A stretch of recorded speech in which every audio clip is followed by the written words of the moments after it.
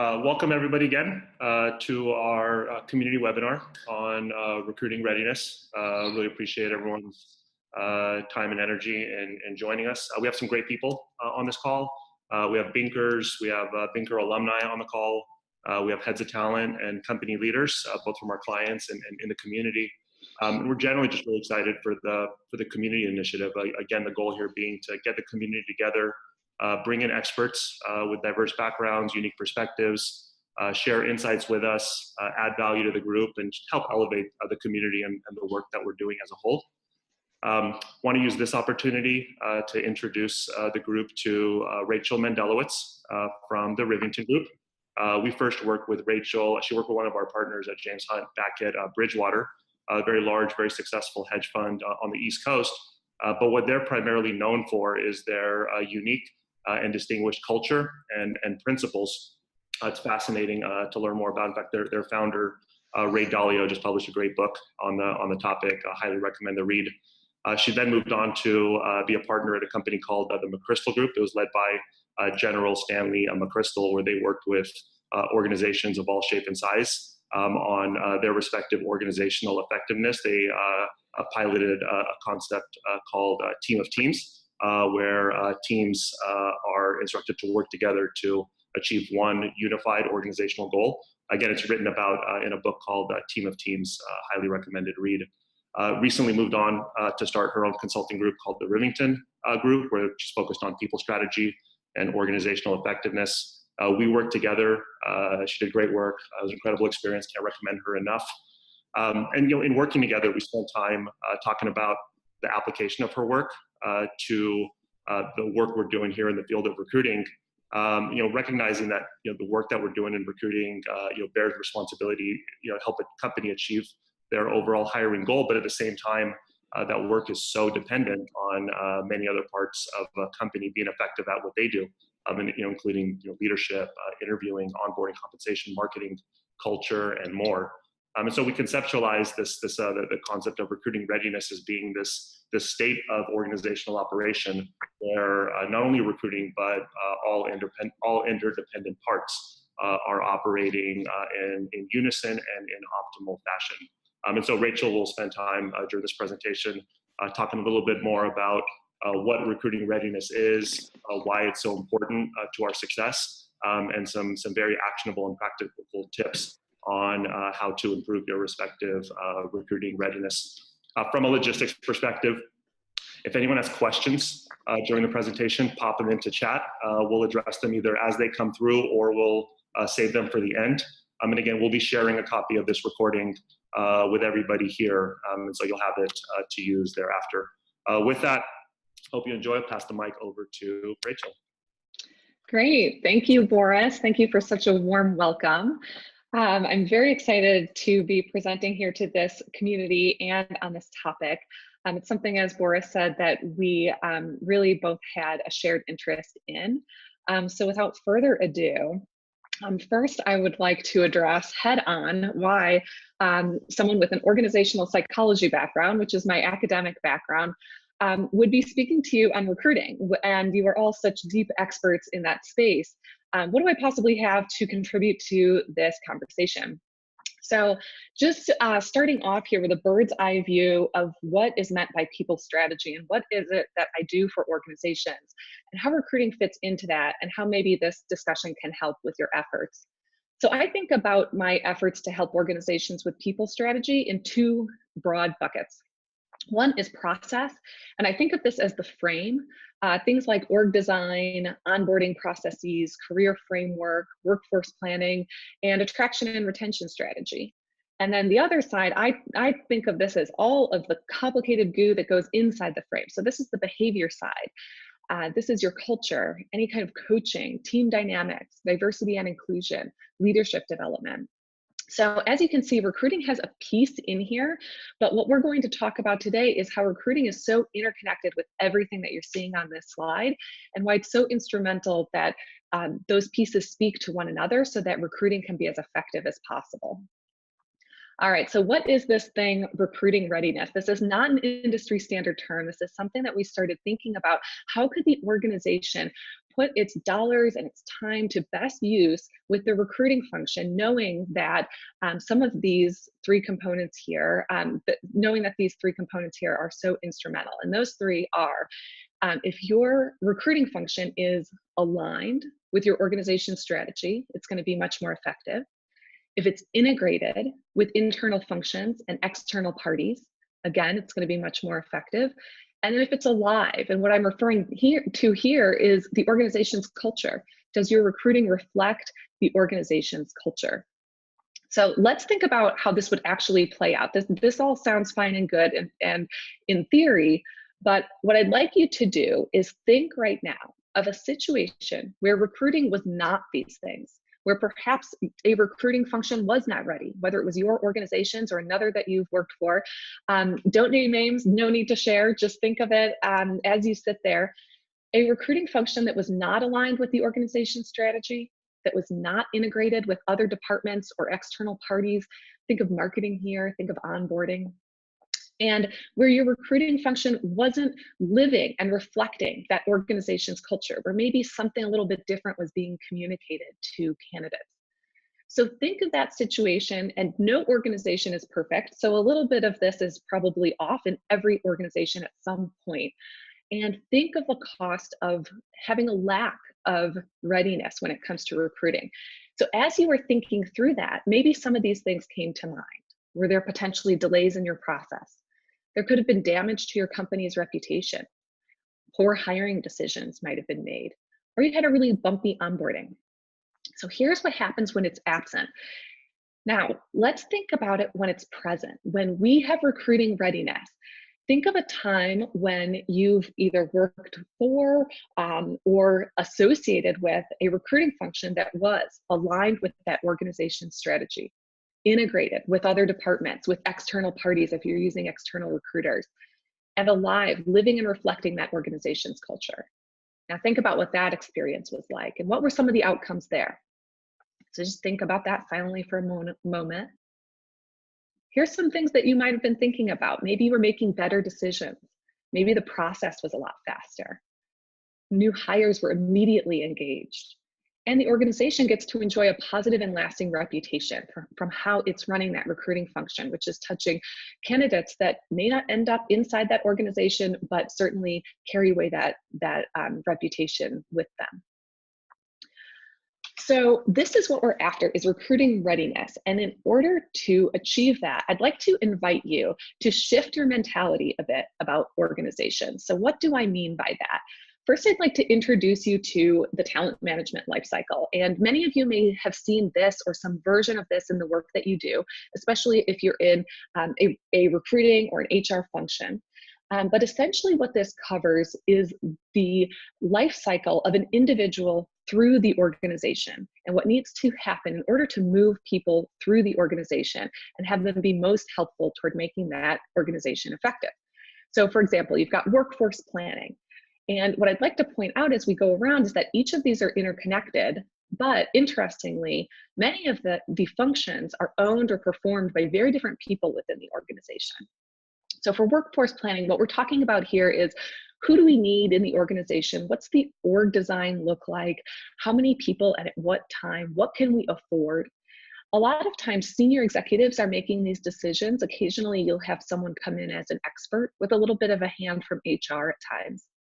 Recruiting, of course, is usually its own dedicated function with some help from external parties. Onboarding then gets handed off once again, usually to HR. And then training and development in larger organizations, sometimes that's handled by its own function. Sometimes it falls under the same HR folks that are handling your onboarding. And then finally, performance management. And what we're looking at here is how an individual is reviewed. And a lot of times this is handled by HR once again. External parties can sometimes be brought in to design this. And executives also like to have a say in how performance management is handled. So as you can see, all of these pieces for the talent management lifecycle are interconnected. And from an employee's point of view, they're intimately tied because you're experiencing the effects of all of them. But in reality, from the perspective of the organization, a lot of these functions are happening oftentimes in isolation. And that's not because anyone's doing anything wrong or trying to isolate that function, but more because we become deep experts in our area, and we just perform that function really expertly. It doesn't always occur to us to connect with the next circle that you see on this life cycle. So what I'm going to invite you to do is to sort of change the metaphor on organizations as a whole. From organization as a machine, this is something with distinct, highly specialized parts, to the organization as a living organism, something where everything is interconnected, and we're viewing that entire organization as something that needs to stay alive. There's energy coming in, there's energy going out. And recruiting is really unique. And that's why I've brought up this metaphor, because recruiting is both instrumental as part of that talent management life cycle that we went over. And it represents, if you think about that metaphor, it represents the membrane between the organization's internal and external environment. So think about what a serious responsibility that is for the recruiting function. So recruiting readiness then ensures that the organization is thought of as a whole, and that the recruiting function is attracting, accepting, and then retaining the quote unquote right talent. Now, what right talent is, of course, is going to be different for every single organization. And a lack of readiness, as you've probably already intuited, is of course going to cost time and money. But what about that retain piece that we looked at in the previous slide? It's also going to potentially cost turnover if you have a lack of readiness. So I'm going to pause here to turn this over to you for a quick poll, because we're going to talk about the cost of employee turnover. So what I'd like to ask you is the true cost of employee turnover. What do I mean by a true cost? It's not just those recruiting expenses, but things like the effect of turnover on other employees, the reputational cost to the organization, things like a loss in institutional knowledge that an organization has to build up in a new employee, or potentially never recover. So we've got a poll function that I'll turn over, and the question to you is, what percent of an employee's salary is spent replacing them? Is it A, B, C, or D? The percent of an employee's salary that's spent replacing them. And I see some answers starting to come in. We're going to give this a minute until we see the answers start to slow, and then we'll reveal what you all thought, and then I'll let you know what the actual statistics say.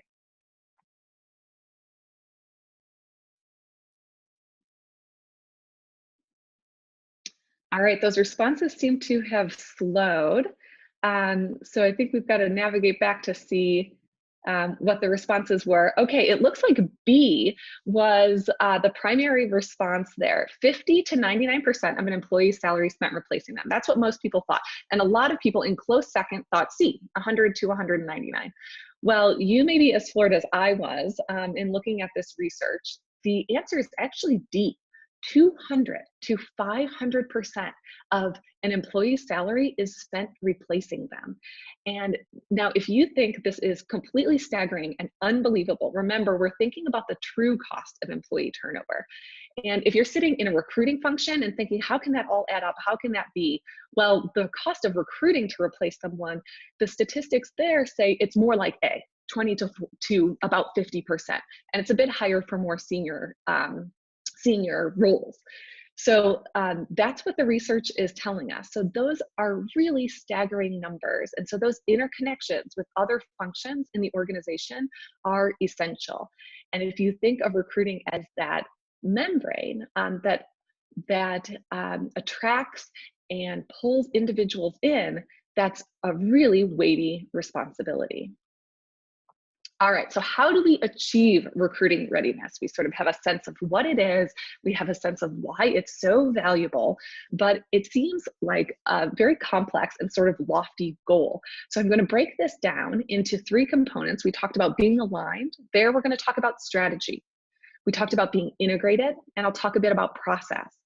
And then we talked about being alive, living that culture, and there I'll talk about culture itself. Now, this is a really meaty topic. This is a lot of information, and there are many, many components to this. We're really talking about the health of the entire organization and how recruiting, whether through downstream effects, helps or can potentially hurt that overall health. And so there are a lot of subcomponents here that you could spend an entire hour on, just any of them. So we're really going to be hitting some wave tops in each of these buckets, but you'll walk away with some practical tips under each that I hope will really help you. So let's dive right into this first one here, strategy. I casually categorize strategy as going in approximately the right direction at about the right time at roughly the right pace. Now, why am I so wishy-washy about strategy? Well, the reason is that the strategic planning that we all do, whether it's once a year or quarterly, is invaluable time spent figuring out what's the general right direction that we should go. And a lot of time is spent there getting very detailed in those strategic plans. And those plans are amazing until life happens and business changes and priorities need to shift. And so that's why I phrase it the way I do here, because I think the planning is really critical so that you know what that guiding light is and so that you can shift as situations arise. So that's strategy. Under strategy, we've got workforce planning. Now think back to that talent management life cycle, the workforce planning piece. That answers the question, who do you need on board and when?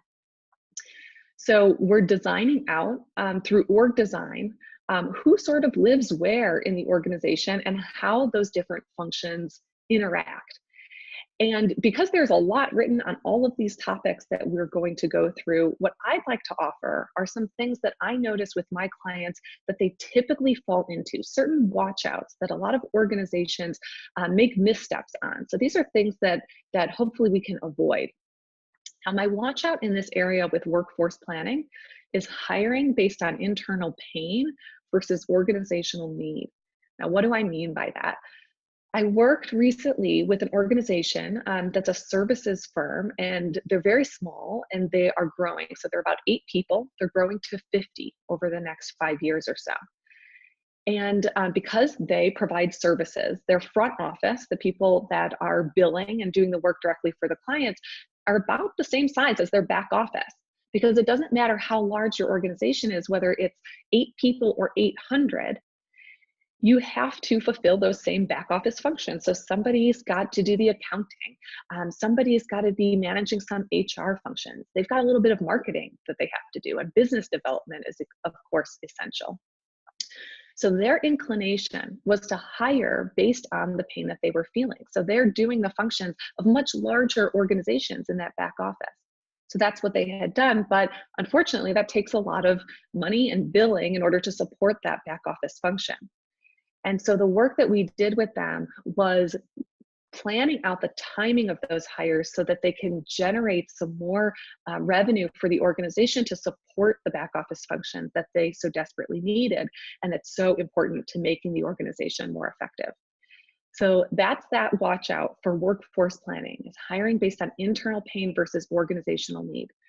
So with respect to recruiting, think about what's happening with that planning. As you are discussing with a hiring manager, or if you're discussing with executives at the organization, how are those decisions being made on who to hire and when? And so that's going to help you attract and retain and keep that organization really healthy and whole if you think about some of those things. All right, the next piece here we have is job design. And here we're talking about crafting the role. So for recruiters, a lot of times what they're seeing is that job description. And that's certainly not all that's happening within a job, but that's kind of the public face of how that job is designed. And the biggest watch out that I see here is organizations trying to cram 2, sometimes even 3 roles into one. And so what I'll see is someone writing out a job description saying, you know, I want this function here, but I also really need this other one. And so the recruiting search begins, and maybe you'll find an individual that's great for that first capability, but you know, maybe doesn't have that second. And then maybe the next person that comes along is great for that second capability, not so strong on the first. And so the search commences, and you never end up finding that individual that has both skill sets. And sometimes ultimately the decision is made to split the job into two. Well, by that time, you've gone through the time of searching and you've potentially lost some talent. So this is the watch out that I see with job design, is really think carefully about who that individual is, what skill sets tend to gravitate toward one another, and is it realistic, this person that you're looking for? And one of the things to consider is the level of role there. So as you go up in hierarchy, it tends to make sense to put a little bit more in those roles because people have traveled a bit further in their careers and they can pull on a few more hats by that time. All right, the next one that I want to share with you for strategy is really thinking critically about the type of hire. So most organizations go very quickly toward full-time. They're waiting until they can justify that full-time hire. But consider also part-time, temp, consultants. So I fall into this last bucket. As a consultant, my clients hire me specifically because they don't want someone with my level of expertise that they're paying 365 days a year.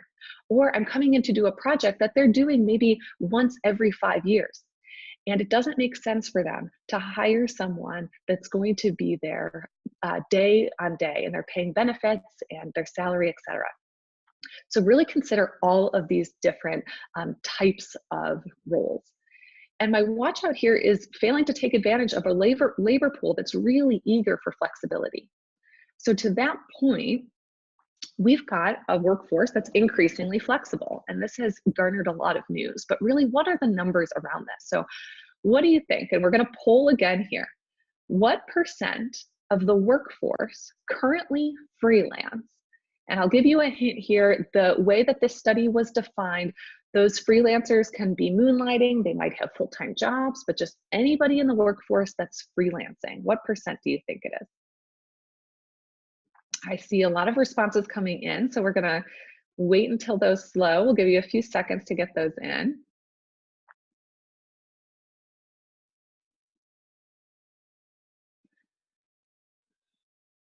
Okay, great.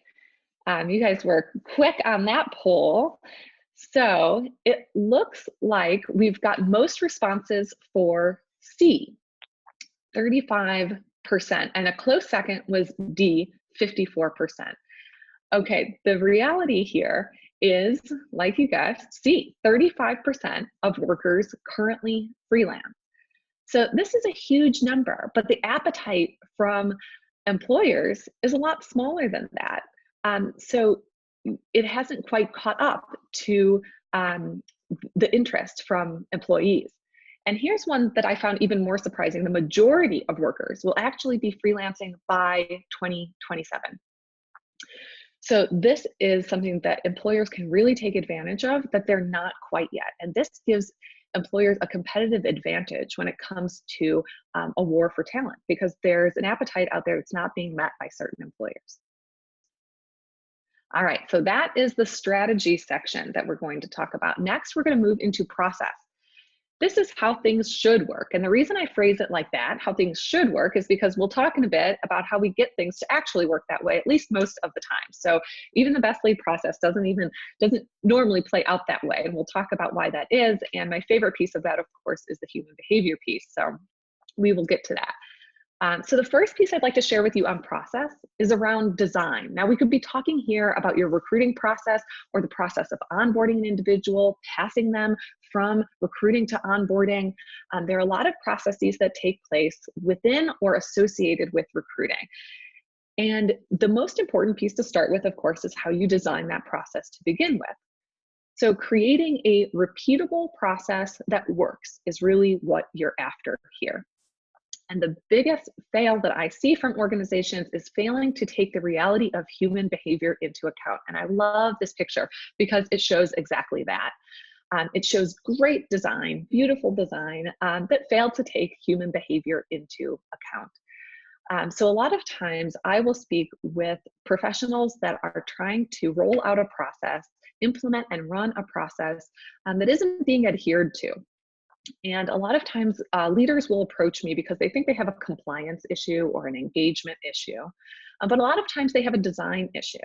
So my general rule of thumb is that if something was communicated about 3 times really effectively, and people are still behaving in outside of the process or in a different way, then change your design around their behavior. And this can be really frustrating for someone that's trying to work through others to get things done. And this is no more true than in recruiting. So you've got people that are interviewing in the middle of their day. They don't consider it their full-time job. You know, they're deep in their area of expertise. And they've got to pause to interview, to vet someone, to vet a candidate. Now, it's really important, and I don't think anyone would argue with that. But a lot of times process isn't followed.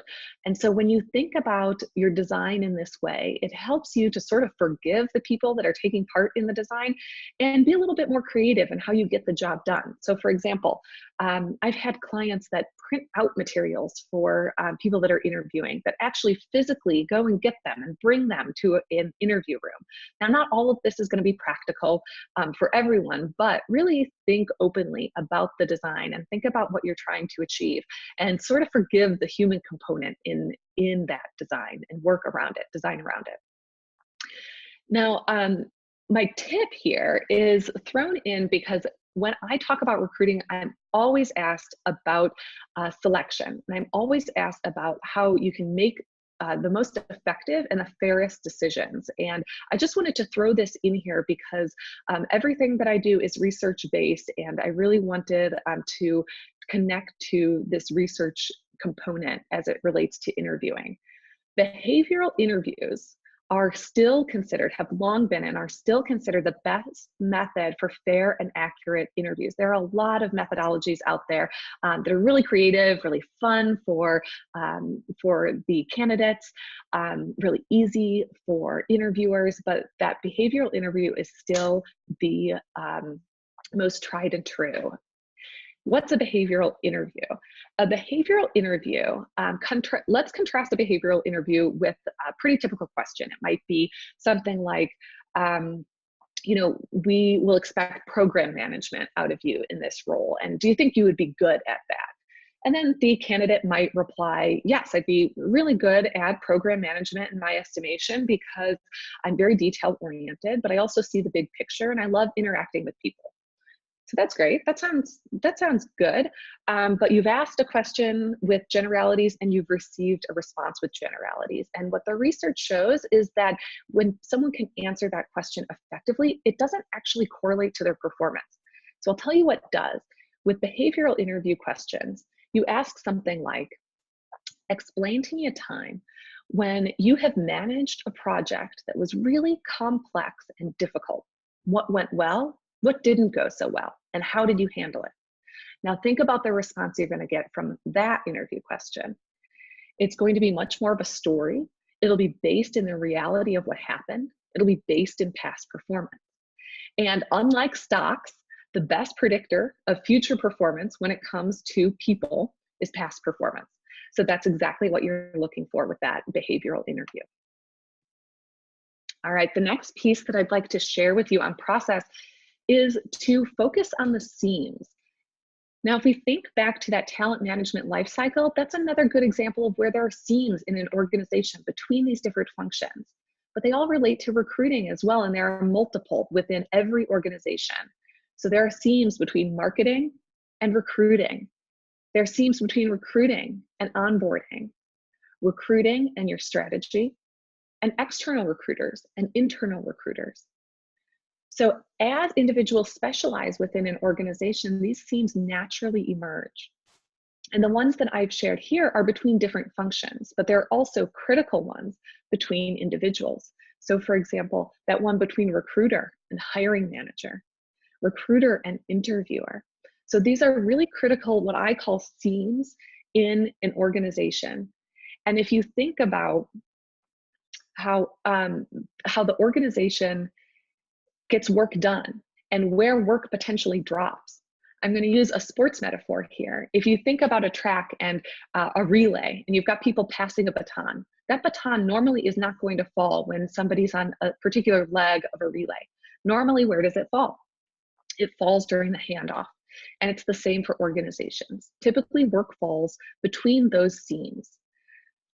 And it's not because anyone's trying to do anything wrong or anyone's being neglectful. It's often because across these natural divides of skill sets, we think differently. We have a different pace of work. We have different priorities. So how can we avoid this? How can we get people to follow the process? I've got a design that I'm confident in. I've accounted for all of these different departments and different teams. I've thought about all of my stakeholders. So this is probably the most tactical advice that I'm going to provide in this webinar, but this really works. It's very effective, and that's why I wanted to take the time to go through it. I've done this for many organizations, getting multiple people across different silos or different functions, people wearing different hats to follow a process and interact with each other seamlessly. First, determine who owns the process overall. A lot of people don't think about that. They think that the individual components of the process just sort of hand off to one another. It's really helpful if you have someone that's responsible for that process overall, that's overseeing it, and they might not even have authority over the individuals taking part in the process, but it's their job to make sure that the process is designed well and it runs smoothly. So sit everybody down that takes part in the process and map out the ideal flow. What should happen? And in doing this, you'll likely realize there are some gaps in certain places, and so you can design a bit more during that process. Specifically identify the actions, the timing, and the person responsible at each step of the process. Commonly, when I do this with organizations, it's unclear who's responsible for certain pieces. And so you can assign that person. And then finally, ask what triggers an individual to take action. And this is a piece that is almost never considered. So for example, if I ask an HR team, how do you know when to start onboarding an individual? How do you know someone was offered the job? A lot of times they'll say something like, well, I'll hear it at our weekly update sometimes. Or if I don't hear it in that way, I'll hear it in a one-on-one with my manager if they are, talking about that role. So it's very ad hoc. So establishing what triggers the individual to take action is really critical. And then how does the owner of this entire process know that action was taken? And this can be as simple as an email, a personal check-in. I've seen checklists in shared software used for this, but it allows some transparency with the process. And then finally, complete an after action and repair that process. So after the process is complete, pull everybody together and say, how did it go? Here's how it was supposed to go. How did it actually go? And repair the process. And I promise you, by your second or third after action, you're going to feel like that after action is completely a waste of time because the process is running so smoothly. So this is really tactical and really practical advice, but oftentimes organizations don't go through this or a similar process, and it can really heal a complex process that connects people across different functions. All right, so I'm going to turn this one over to you now. What seam within your organization requires the most repair? And this can be between two different functions or two different individuals. What I'll ask you to do is respond in the Q&A box. And if you'd like to respond anonymously, please feel free to do so. Do note that you have to check an anonymous box in order for your response to show up anonymously. But what I'm looking for here is for you to think about where the seam exists between what two areas. So is that marketing and recruiting and onboarding? These are just examples. They could be completely other functional areas or individuals. So go ahead and start putting those in the Q&A box, and I'm going to call a few of those out, see if we have some similarities even.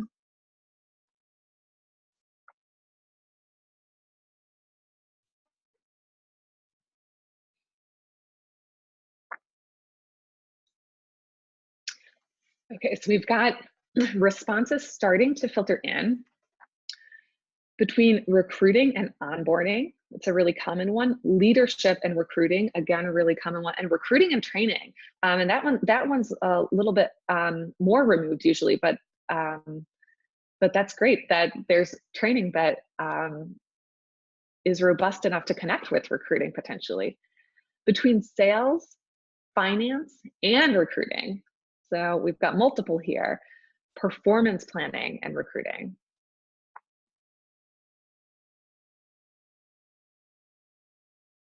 And leadership and training. Leadership and performance planning. Training between leveling up, so between levels, hierarchical levels, that's another theme that we're seeing. And leadership and finance to recruiting. So we've got 2 of those, so we are starting to see some themes.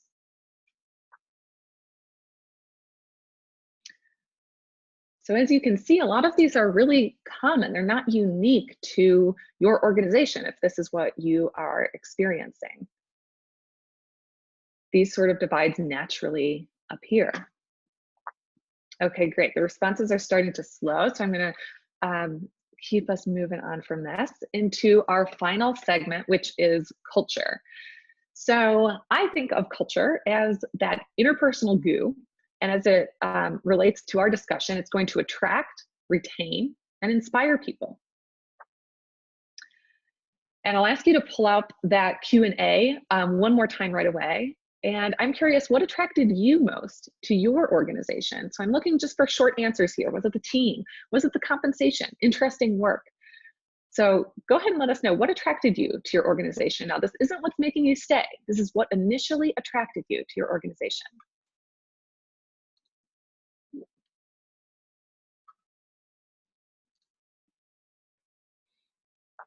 We're seeing mission, flexibility, challenging work, compensation, work life, the product itself, career progression, the culture, and the people.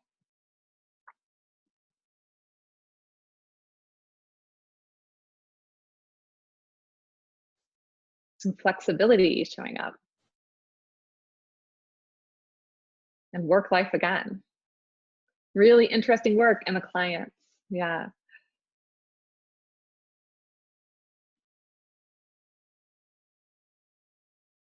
Okay, that's great. And the founders, the partners themselves. That can be really compelling if you have inspiring leaders. All right, I'm going to go ahead and close that out. What I'm getting at here is really your organization's value prop. This is instrumental to recruiting, right? But I'd like to think about 3 components, and you may be surprised that a value prop can be this complicated. What does the organization thinks attracts people? What actually attracts people to the organization? And that's the question that you were responding to on the previous slide, what you were actually attracted by, and what the organization communicates. So what is it marketing out there? And what is it saying? These can all be 3 different things. And what we want to do is pull them into alignment as much as possible. How do you do that? So how do you understand your value prop and pull those 3 components into alignment? And the simple answer here is to ask. A lot of human behavior, a lot of the advising I do is getting at things that are unconscious or illogical that people do and designing around that. But some things are very simple. People will respond exactly with what they need and what they are seeing. So the simple thing to do here is ask. You can use external recruiters, people like those at Binc, for insight on what they're hearing from candidates, what's attracting them to that role. Why are they looking potentially elsewhere? What is the competition looking like? Ask recent hires why they joined, and do this when it's fresh, and if they were tempted by other opportunities. So why would you potentially have not taken this role, and what eventually swayed you? There's a lot of information packed into those questions. And then finally, and this is a really interesting one, is conduct stay interviews with your current employees.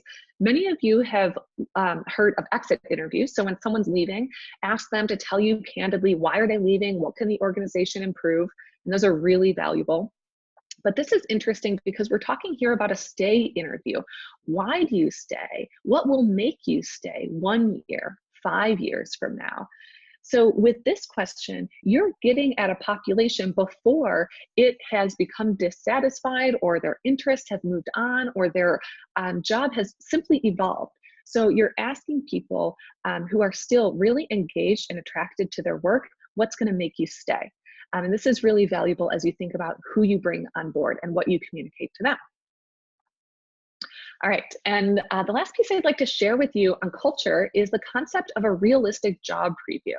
What is this? A realistic job preview is when we communicate both the positive and the potentially negative aspects of a job. So not just saying this is really creative work and we work with great clients and the team is amazing, really selling the role. That's very important to do. But also saying honestly, there's a lot of travel and that's not for everyone. So both the positive and the negative aspects of the job. And this has a really powerful effect. We can improve retention rates by 9 to 17% if we do this. So if we're concerned about that retention piece that we talked about earlier, then this helps hugely. And this doesn't have to be communicated in an overly negative way. It's just realistic. And then people understand once they hit those potentially negative components of the job, they signed up for it knowingly, and it doesn't come as a surprise. This also helps to engender trust with the organization. So the individual will really begin to trust in what the organization is communicating to them. And laying that foundation early is very valuable in helping people commit to that organization. So that's that connection to retention. All right, so we went through quite a bit. As I promised, we went through a lot of wave tops. There's much more. We could dive into each of these pieces in more detail for an entire hour, likely. But I'd like to conclude just by anchoring us back to where we started. So when we think about recruiting readiness and getting your recruiting function to be at its healthiest so that it can support and be supported by the other components of the organization, we're talking about being aligned, and that's the strategy piece. Thinking creatively and carefully about who you're searching for. And then being integrated, that's that process piece. And the tips that I'll leave you with here, remember to design for humans and set your organization up to make the right decision. And then finally, being alive, that's the culture piece. Acknowledge and leverage recruiting as that marketing tool and prepare new hires to hit the ground running. So that ties together everything that we were talking through. And if we think back to that time, that organization that I had you think about that had those three components, and likely they had a faster process, you had better decisions that you were making, immediately engaged hires, and a positive lasting reputation. So hopefully you're connecting the dots between that organization, whether it's your current one or previous one that you were thinking of, and what we went through today. And these tips that we went through can help you supercharge all of these pieces and create some of these great outcomes. So with that, I'd like to thank you for your attention and participation today. I know that webinars can be a little tough with the interaction piece, especially since you are all unfortunately silent. It's great that I got to hear a little bit from you virtually, at least through your responses. And now I'd like to open it up for questions so that I can interact more directly with you. Again, use that Q&A category. And if you like, turn that anonymous button on, completely up to you. And I'll open it up so that we can go through anything that you were maybe confused by or that dives a little deeper into any of these topics. Thanks, Rachel. Appreciate it. As anyone has questions, feel free to roll them through while we conclude. But appreciate again your time, your insight, Rachel. Certainly found the content to be valuable and actionable. Hope others did the same. To close this out, we wanted to do a quick poll on people's value people got from this experience, and then some insight on follow-up topics the group would find value in seeing a follow-up webinar on. Could you take a minute to fill that in? Really appreciate that. And Boris and Rachel, we did just get a question in. Sure. The attendee is asking, any suggestions for first steps in mending seams in need of repair? Yeah, for first steps in doing that. Something that I found really useful with that is to have each party kind of describe how they see the work or the situation, and have the other party do the same. And it's really eye-opening. And one particular question that helps is, what do you want this part of the organization or this other individual to know about you that you don't think they know? And that helps to really put a point on why there is potentially a disconnect or a seam to begin with. So that sort of dialogue can really help. And then, of course, with most of these things, if you have someone in a position of authority that can own that process or advocate for that process and the mending of that seam, that goes a really long way. So what I'm talking about tactically here is a leader saying, you know, the project that these two parties collaborated on was really phenomenal, and to see that type of working across organizational boundaries is something that I want to see in others. To have them be celebrating when it's working well really goes a long way. Thanks, Rachel. I really appreciate it. I love that last piece about really celebrating and highlighting that achievement. So often we celebrate in recruiting, we celebrate the hires that we make, but in this case, you're recommending celebrating the seams or the process or the inner team effectiveness, which is great. Yeah. All right. Well, thank everyone again for their time this morning. Thank you again, Rachel, for joining us. We'll capture all this input from the group, and then we'll send a follow-up regarding this webinar, and then keep an eye out for future webinars from us as well. Have a great rest of the day, everyone.